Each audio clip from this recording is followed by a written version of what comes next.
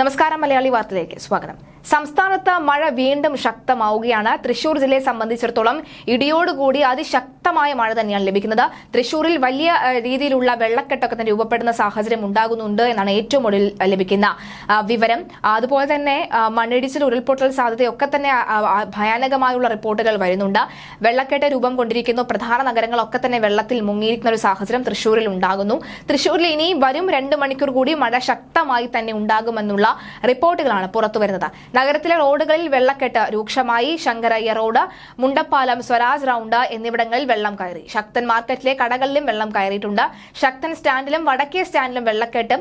വരും മണിക്കൂറിൽ മഴ ശക്തിപ്പെടാൻ സാധ്യതയുണ്ടെന്നാണ് മുന്നറിയിപ്പ്.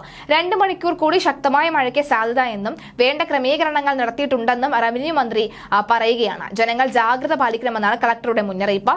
കോഴിക്കോട് കക്കയം കല്ലനോട് 28-ാം മൈലിൽ മണ്ണിടിഞ്ഞു. ജനവാസ മേഖലയ്ക്ക് അടുത്ത കൃഷിയിടത്തിലേക്കാണ് മണ്ണിടിഞ്ഞ് വീണത്. നിരവധി കവുങ്ങുകൾ നശിച്ചു. ഇന്നലെ രാത്രിയാണ് അപകടം. എറണാകുളം, ഇടുക്കി, മലപ്പുറം, കോഴിക്കോട്, വയനാട് ജില്ലയിൽ യെല്ലോ അലർട്ടാണ് നിലവിലുള്ളത്. ഇടുക്കിയിൽ രാത്രിയിൽ കനത്ത മഴ പെയ്യുകയാണ്. ഇന്നലെ പൂച്ചപ്രയിൽ ഉണ്ടായ ഉരുൾപൊട്ടലിൽ വ്യാപക നാശനഷ്ടമാണ് സംഭവിച്ചത്. 2 വീടുകൾക്ക് കേടുപാട് സംഭവിച്ചു. വീട്ടിലുണ്ടായിരുന്നവർ രക്ഷപ്പെട്ടത് തലനാഴിലേക്കാണ്. ഏക്കർ കണക്കിന് കൃഷി നശിച്ചു.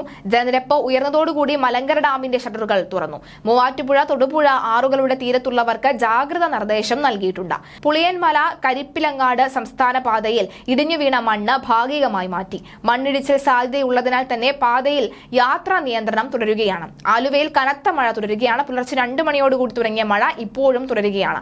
ആലുവ പ്രൈവറ്റ് ബസ് സ്റ്റാൻഡിന് സമീപമുള്ള റോഡിലും കടയിലും വെള്ളം കയറി. കമ്പനിപ്പട്ടിൽ നിന്നും തുരപ്പ ഭാഗത്തേക്ക് പോകുന്ന റോഡും വെള്ളത്തിലാണ്. എന്നാൽ പെരിയാറിലെ ജലനിരപ്പിൽ കാര്യമായ മാറ്റമില്ലാത്തത് ആശ്വാസം വിതയ്ക്കുന്ന വാർത്തയാണ്.